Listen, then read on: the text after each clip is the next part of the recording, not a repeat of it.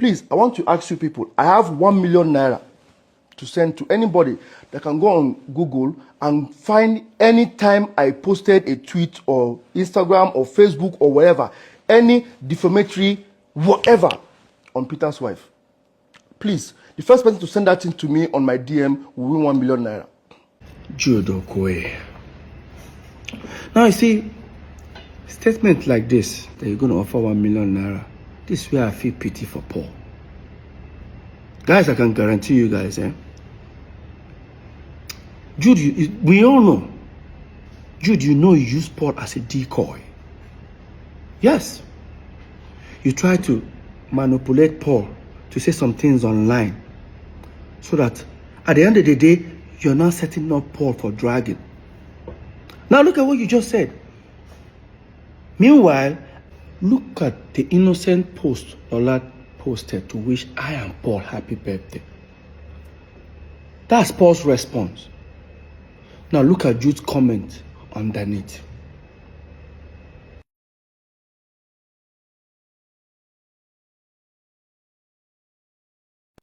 There has never been a time Paul have ever had maybe a physical altercation, argument, insult, on Lola. But on Jude's side is opposite way. Jude have threatened Lola in front of Lola and myself. Jude have insulted Lola in front of me. And I wanted to hide this governor. It was actually Governor Imoke who invited us over for peace talk. And let me tell you what the man did that day. By the time we arrived, he looked at Paul. Paul started talking. Paul finished talking. He said, Jude, your turn. Jude finished talking. Let me tell you what that governor did that very day. He said, Peter, you're not going to say anything. I thought it was like a team work, like, Governor, I'm not going to say anything. Why? They've all said their own side of the story. He said, Peter, I don't think you need to say something. I said, why? He looked at me and said, Peter, Paul, if I were you guys, do you know what your problem is? It's this Jude. If I were you guys, fire him. And I said, oh. That was when Jude started saying, hey, you know what? As it is, they should tell Lola. Anyway, he says Lola is going to shoot her. Jude, you have so many times, countless times, insulted Lola in front of me, in front of people, in front of saying that tata. In fact, I don't want to even say this one. What if I tell you guys that Jude have insulted my son? You called my son a bastard in front of me and Lola. And yes, I will tell you guys this short story. Maybe I wanted to hide it. Some years back, when my girlfriend then Lola was pregnant, I didn't want the news to break me. I decided to break the news. Because then, there was too many baby mama of social celebrity, baby mama, social celebrity gave birth, social celebrity impregnated. I didn't want that to happen to me. We went for a Sound City Awards. We won 3 awards that day. When we were leaving the venue, the paparazzi, the media people gathered us. Of course, we held the awards. We were having more like an interview. Next thing I did was, they said, well, who are we dedicating the awards? I picked up the first award. I said, this award is for God, I'm Almighty, I praise God with that one. Second one award, I said, I dedicate this award to the fans and to everyone who has supported us. The last one, I say, this one is for the mother of my unborn child and my incoming son. Next thing, Paul and Jude walked away from the media setting. They picked the car, turned around, I entered the car. We drove. Left the venue towards headed to Third Main, and Jude pulled over and said, what was that for? I said, what's the problem? Now, do you know how this thing is going to ruin our career? I said, how ruin our career? I don't want the news to break me. I decided to break the news. The last thing I want to see online, start saying, this idiot, this is that. No, once I break the news, it's no more going to be a rumor. By the time we go home in Omole, next thing I heard from Jude, she must come on that Pekin.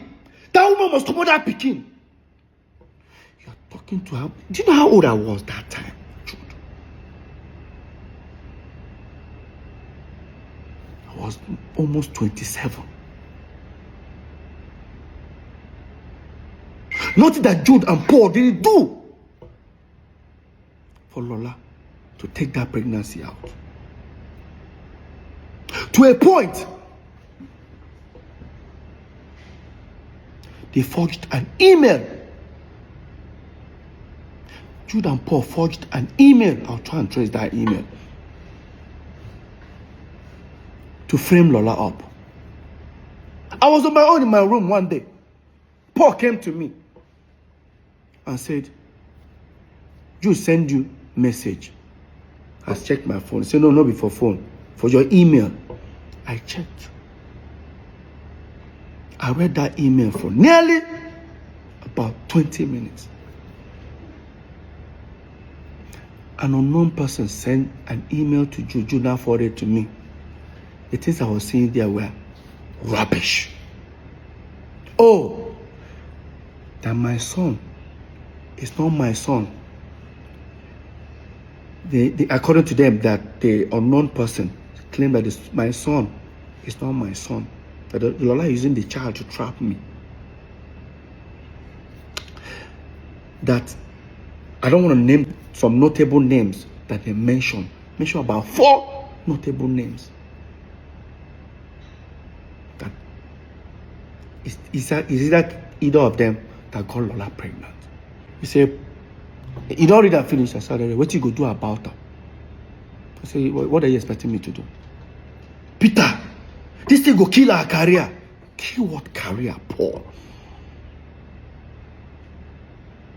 That my girlfriend is pregnant. Kill what career, Paul?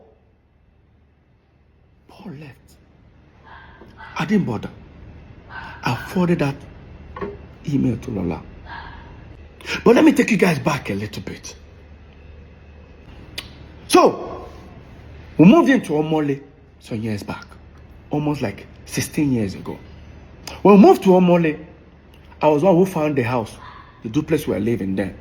Because I found the house, I have to take the master bedroom. Right? When we moved into the house, our mom came. She visited us. From Jos, she came. I greeted my mom. This was like when my son was like 5-6 months old. When my mom visited, of course, I have to give my mom the master bedroom, and I joined Paul's room. My mom didn't come alone. She came out. You all know our mom is a pastor. She came with 3 of our pastors. When my mom came, next thing I greeted my mom. I was just smiling. You know, you're expecting like a mother to be like, how is your new baby? My mom didn't ask. My mom just said, hi, is Lola? I just said, she's fine. She said, can you tell her to come tomorrow? I said, okay, you want to see the baby? I'll tell her. She said, no. Let her not come with the baby. I said, Mom, why? You don't want to see the baby? She just said, no. Let her come first. My people, how do you guys expect me to call Lola? Because Lola was living on the island, we were living in Omole, mainland. How do you expect me to tell Lola, my mom wants to see you, and Lola will not come with the baby? It took me 3 hours thinking of, I have to go and meet one of the pastors. I said, is there anything? He said, no, don't worry. Your mom said you shouldn't, Lola should not come with the baby. Just leave it that way. I said, okay. And I finally got an idea. And I called Lola. Hey, babe, what's up? My mom is in town. Oh, really? And she wants to see you. She said, oh, nice. She wants to see the baby. Okay, I'm going to give the baby a bath once I get up. You know, I said, you know, Lola was so excited. I said, Lola, do not come with the baby. She was like, why? I said, because we fumigated the house. It's not going to be good for the baby to inhale. She said, when did you do the fumigation? I said, Even our mom is actually uncomfortable about it, but she just have to manage. So it's not good for the baby. And I said, okay. The next day, Lola came. She called me that she's at the gate. I went outside. While Lola sat in the living room, I didn't see anybody in the house. I didn't see any of my brothers, the pastors. I didn't I expect to see them in the living room where Lola was. I didn't see any of them. I just said, let me go check. And I opened the door. In that my master bedroom where my mom was, everybody was seated. Even our firstborn, the one that is older than the next person before Jude, that lives in Lagos, was there. Tony, my brother, was there. The pastors were there. Paul and Jude were there. When I came, I said, okay, Lola is around. They said, tell her to come. The way I was walking to go and call Lola, I was uncomfortable. But I didn't say anything. I brought Lola. Entered the room. That was my room. Master bedroom, which there's a bed and there's a couch. Nobody stood up to say, hey, Lola, sit down. Lola just entered. Good morning, ma. Everybody get it. Nobody even cared to say, Lola, come and sit down here or anything. Nobody. I and Lola sat on the floor in my room. I and Lola sat on the floor. Next thing my mom said, young woman, we the Okoye families here have decided you should leave our son alone. I said, Mom, what's going on? Next thing. Now, because few days before that moment, me and Lola had a little quarrel, as a couple quarrel. Lola was looking at me thinking, maybe I planned it to exit the relationship. Lola just said, babe, what's going on? I said, Lola, come on. I said, Mom, what's going on? Next thing Jude just said, leave our brother alone. I look at Jude's face. It is like Jude said, it is like carry water from mouth. I'm like, hey, can anybody? Everyone there tried to calm Jude down. Next thing, Jude just stretched his hand. Because in that my room, I have my son's picture when he was 3 months old by the side of the bed. Jude stretched his hand and picked it and looked at it. Guess what came out of Jude's mouth?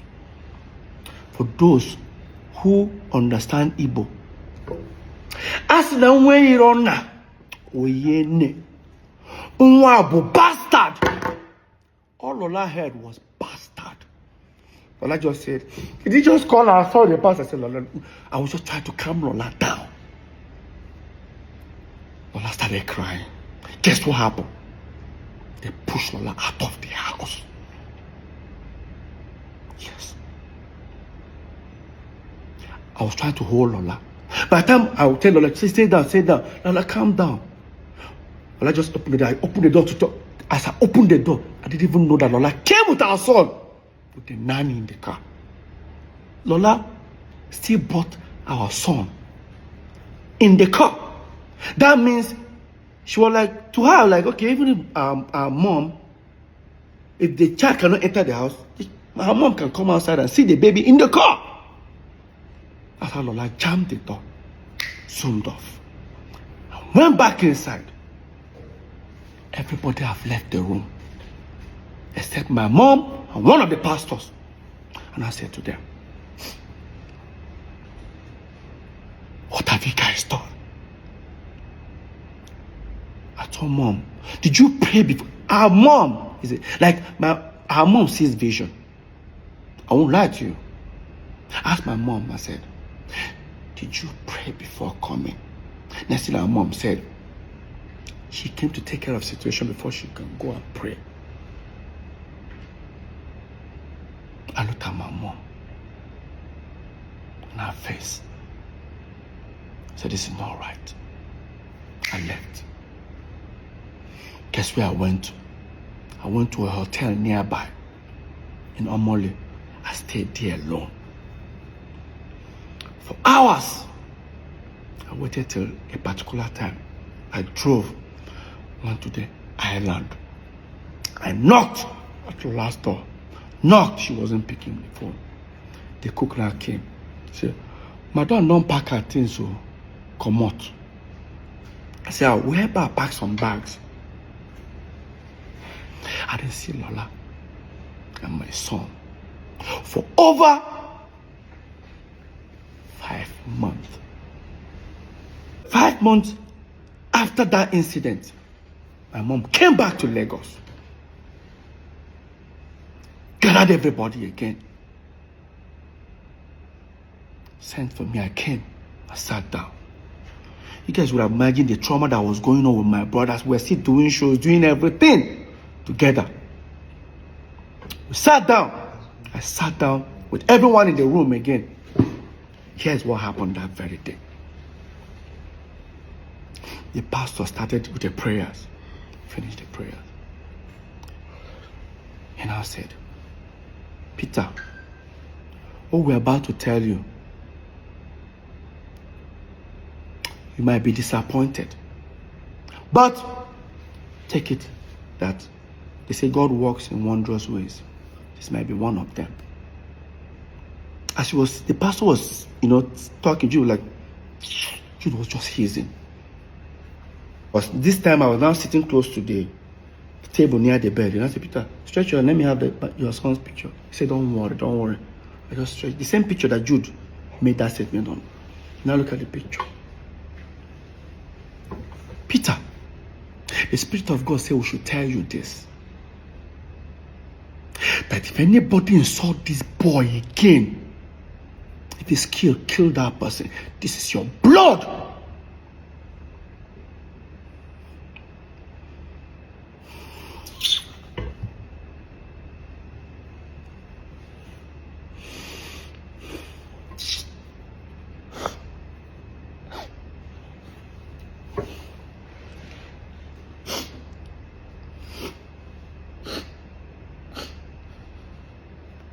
I remember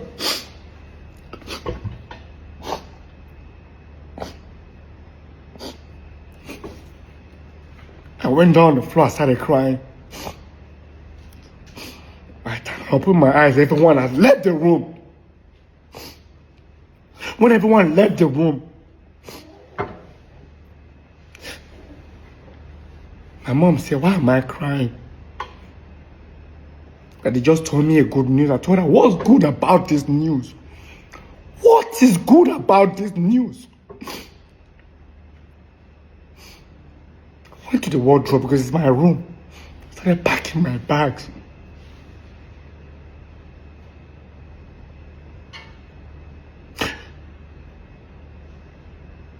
And I looked at my mom's face. I told her, and I said, this thing you started, I pray you'll be alive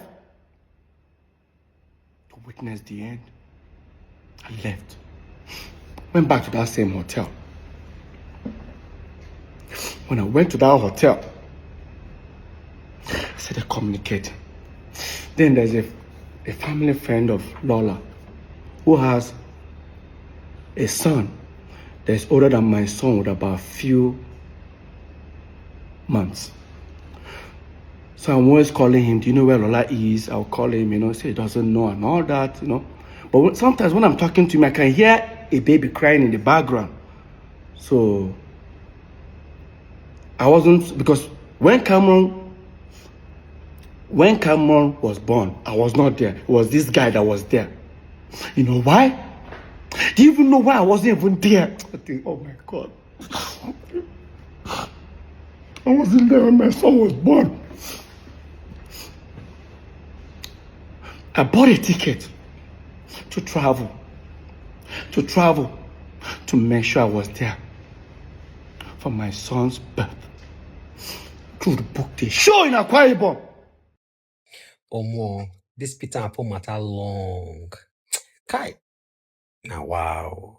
Anyway, this will not be all. This one is just the first part of part 8.